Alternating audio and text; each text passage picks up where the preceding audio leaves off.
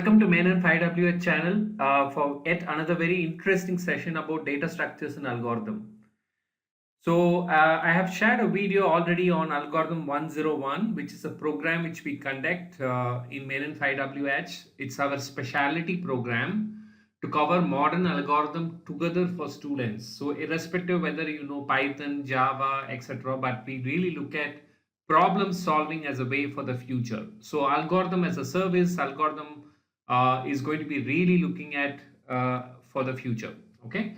So in this session, I'm going to speak about data structures and algorithm in general so that everybody is aware about what I'm talking. And there are a lot of things which has happened over data structure and algorithm in the last 3 decades. So I'm going to just summarize everything in one single slide, and then we will just look at some of the possibilities with the data structures and algorithm in a demo so that you have a perspective of this. But all this will have to be learned in a very due diligent way so that we are really master of this subject. Okay, let's get started. First of all, I want to set a preamble which will really help you to really set like all what is written in this particular slide is something what can get you a high salary, or people are expecting you to be a software guy or a software engineering guy, or you debug the code. This particular one single slide, if you really learn it at the early stage of your life, can really help you to grow wherever you want, including sales. So even if you have to sell something, you need to be aware of what is there in the content. So there are certain things which you cannot miss if you're in the software. So that's this slide about. So number one, we all have seeing all what any software or a product or any websites, because there is a programming logic. So there is definitely a kind of a software stack which you need to understand. And once you know there is software stack, maybe Java, Python, JavaScript, VBScript, C Sharp, blah blah blah, there is always a programming logic. So programming logic has been the focus for the last 3 to 4 or 5 decades. From the day of C, C++, COBOL, we all have been emphasizing on the importance of programming logic and techniques. So that is something that never have changed even in today's modern AI, or we call the AI first, whatever you call. You can always create gimmicks around the current trends, but the fundamental concept of programming logic, you taking a paper, writing the algorithm, never changes. Number one. So programming logic is very important. How do you build that is something which you should really look at as your career. Number two, there are concepts like pseudocode, which personally we have written when we are earlier trying to develop codes. Pseudocode is not in any specific language. Basically, you're writing about a logic in a very English friendly kind of thing, so that you don't have to worry to mug up syntax or semantics of a specific language. So pseudocode was an excellent way once you think about a logic. So first of all, how do you think about a logic? How do you think about a logic for driverless car? How do you think about a logic for a flying taxi? How do you think about logic of a Bitcoin? Okay, so that is the first part. Second is you write in your own paper, maybe in English, maybe in your own local language, maybe in French, in Spanish, maybe Gujarati, maybe whatever language, right? So you can write pseudocodes specifically in a language of your choice. There used to be some bit of a kind of a structure in the early stage, but today there is nobody writes pseudocodes, but you can use your own way. But that's basically a logic statement. The third one was a flowchart. So today we use less flowcharts, but flowcharts are a way by to communicate the flow of a program. Today the flowchart is seen from a design perspective, from an architectural perspective. There are tools like Visio from Microsoft Office. You have tools like UML, which can have some notation of what you're developing. There could be a lot of things like rational rows, which is again a product. So you have a lot of product lines, but flowcharting is a visual way to see. Okay, either you draw it or you can see it in a diagram or mug up notation. But being trying to be a wizard of development means like you can still develop a logic, write it in all your words and visualize it maybe with a flowchart. The fourth one is an algorithm. Now, algorithm have to be defined in multiple ways, but my point of view is algorithm could be either what you are learning or you're creating, right? So learning means like somebody has built an algorithm maybe for sorting. There are 5 to 6 or 10 types of sorting algorithm. You read it, you try to understand it and then apply it. Other way is you have a problem in hand, You try to put together a programming logic, put together a pseudocode, put together a flow chart, and build the algorithm. So that's very, very interesting aspect of problem solving. Okay. The fifth one is about data structure. Now, data structure will lead us to a way by which how you organize your data. Basically, if you organize the data in a sequence, whether it's a queue, whether it is having pointers like a linked list, doubly linked list, or you're using a hash maps, or you're using no, there are different types. So, data structure is basically how you organize your data. Okay, it could be graph, it could be anything like a binary tree, blah blah blah. Design sheets was created in between, like if in today's world, in agile world or a DevOps world, design sheets could be like how you're really going to communicate with people in terms of your design, okay, and how quickly you can develop. So design sheets is very interesting. Then you have something called design patterns. So design pattern is like, imagine you're developing a code for flying taxi in New York, and a set of people have developed a logic, have written a pseudocode, they have used some data structures, and they found like while you're flying a taxi or something, like these are things which you should keep in mind. This things works. You should use this typical data structure. So they put it together and make it as a pattern. So when you release this as a pattern or a template, if you are an olden day C++ guy, you make a template. People can really use a template. We are all for end users. If you really go to PowerPoint, you can create a template of your design, and multiple people can reuse it. So design pattern comes from an architectural perspective. Commonsensically, if you really look at, like, if somebody is doing something good, why don't you really use that design pattern or use those best practices within your code? So if the developer is well trained, then on the patterns, he starts reusing some of the intelligence of the previous developer, and he becomes clever by trying to enhance this particular code what he has got. Analysis of an algorithm is important. You might have an algorithm, but how do you apply this algorithm from multiple areas? So that is where the problem solving comes into play. It's a big branch, but the things have changed in the recent times from how we used to really study about data structures and algorithm and analysis of algorithm in a different paper if you're an engineering graduate. Even if you are doing anything on computer science, basically you will do analysis of algorithms, one of the areas. So how do you apply the algorithm in terms of space, in terms of computing, in terms of storage, blah, blah, blah. So analysis of algorithm is very important. Next is from a resources, very key part. So today, if you really look at, like, you developed an algorithm, the first question is, how is it optimized for space? How is it optimized for memory? How is it optimized for your CPU? And today's cloud world, we call it as compute. How is it optimized for input output? Maybe networks, right? So if you look at a cloud IaaS, you will be looking at compute, storage, data. You look at storage, you look at networks, blah, blah, blah. So how are you using these resources effectively? Yes, you have written a wonderful algorithm.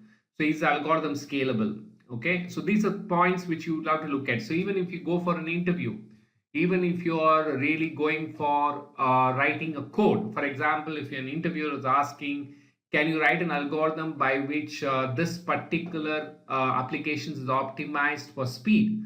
You might write an algorithm. There could be questions coming in. So most of the questions which comes maybe if you're interviewed for Google or Uber or Facebook could be optimizing, right? So basically how you improve the code better. So you have to focus on whether the hash table is better here, whether you have to use caching here, whether you need to use a NoSQL table here. Do we optimize the key value store? Do we have to create a column based indexing? So this is something which is very, very important. And all these evolved because there is a challenge before you. The next part is about optimization and profiling. This has become a big branch. This is part of a tool today in IDE. You get this free. You can actually write, this is basically code rehash, code optimizations, code reviews, all focus on optimization. Testing focuses on this, but testing, I call it, is very reactive. But if a developer has an attitude to write world-class code, he writes wonderful things by which he can optimize his code better. Reusability, which started with early days of C++, then moved into service-oriented architecture. Now we call it microservices, cloud native. and you create infrastructures which are very powerful like Docker, Kubernetes. So all these means you are trying to reuse. Okay, you're trying to virtualize your server. You're trying to virtualize your infrastructure. You're trying to create infrastructure as a code. All this means a person is going back to his drawing board and trying to focus only on the logic, right? So you get infrastructure free, you get storage free, you get network free, you can pay per use, there is scalability, you just focus on your code. So that's what the world is talking about. So including today, if you read, people are just evolving this pattern to a better way. And on the top of it, there is going to be a new domain of algorithm and problem solving. Why? Because of the last part which is written, this type called emerging. So today we are talking about AI, ML, deep learning, chatbots, IoT, and see, these things give you a free flow of coolness. Okay, so wherever there is a coolness, you have to question the non-functional requirement. Is it secure? Is it scalable? Does it provide performance? So you have to really work on the architectural principles here. So that's a nutshell of a preamble. So when you develop any software today, what is expected out of you is write a clean code, right? It's as simple as that. If you are able to do that, you have done 90% of your job. So whatever you do post that is basically more work or more better things, right? But first thing to focus is how you're writing a clean logic, a clean code.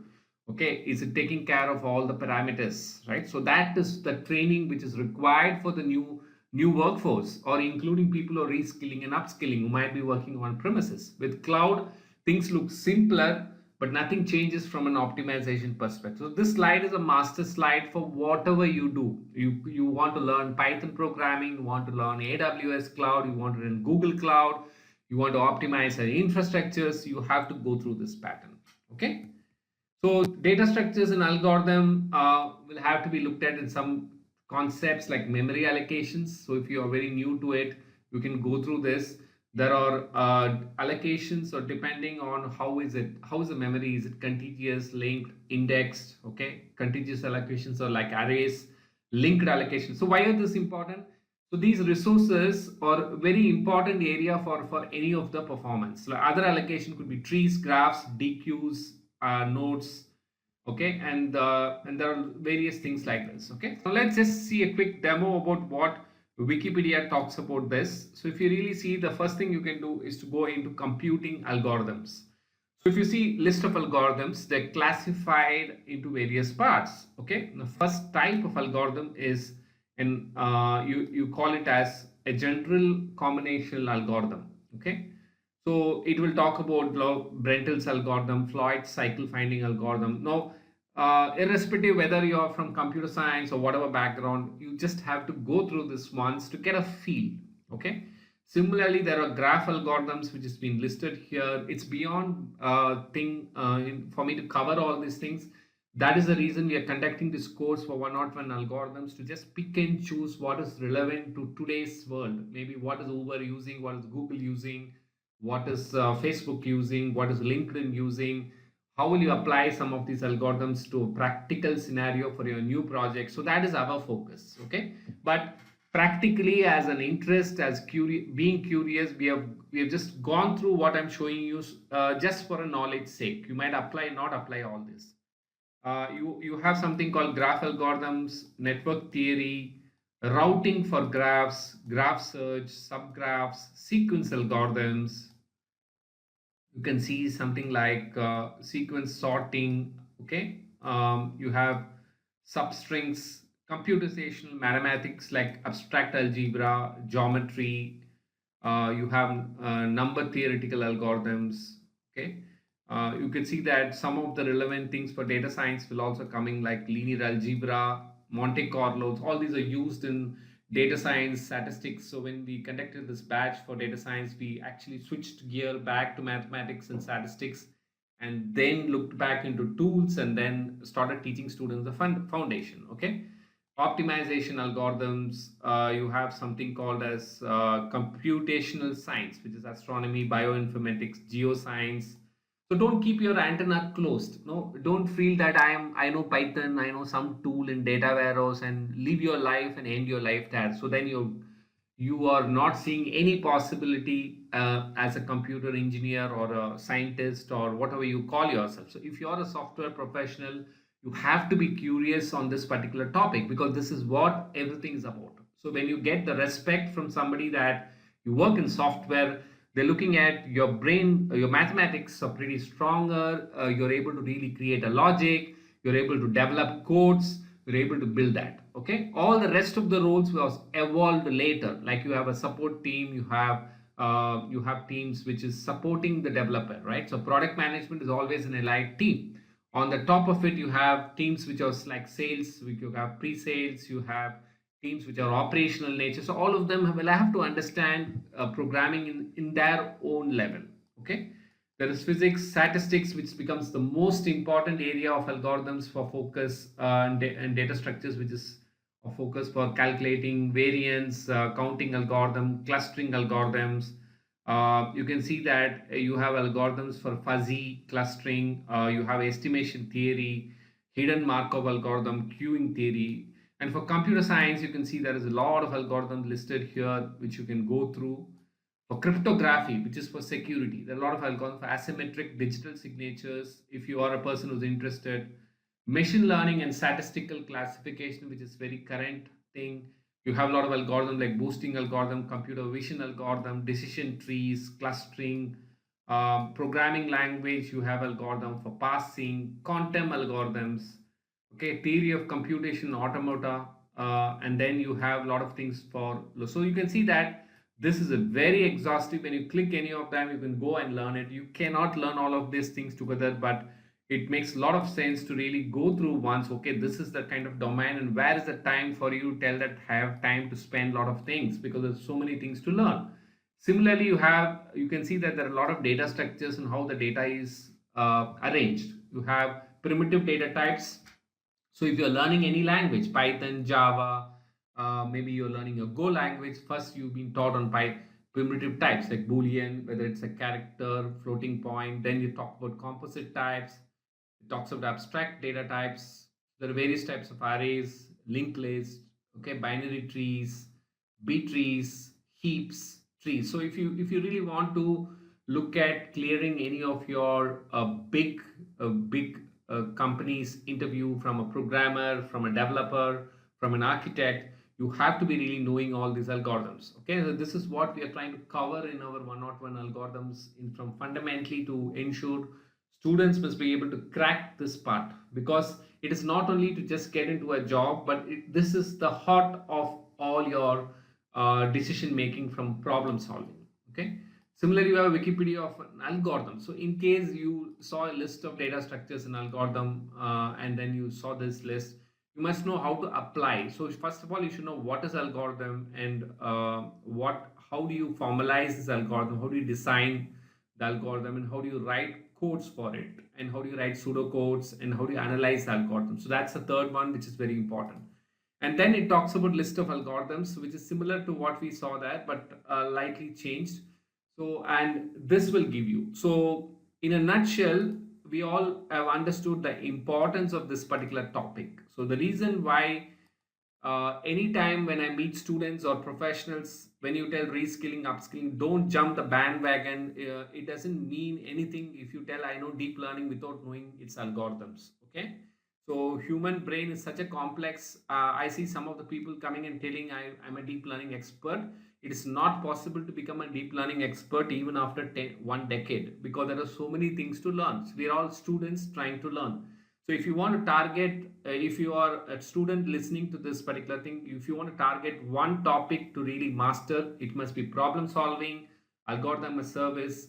Learn as much as possible. Learn modern algorithms, how Uber works, Google works, Facebook works, which will give you a perspective how they've fine-tuned the existing database into a new way to solve a problem, maybe on scalability, maybe on performance, maybe on security. Okay, so thanks for watching. And if you have any comments, if you want to really looking at some codes, please put a comment on this. We'll contact you and we can take it forward.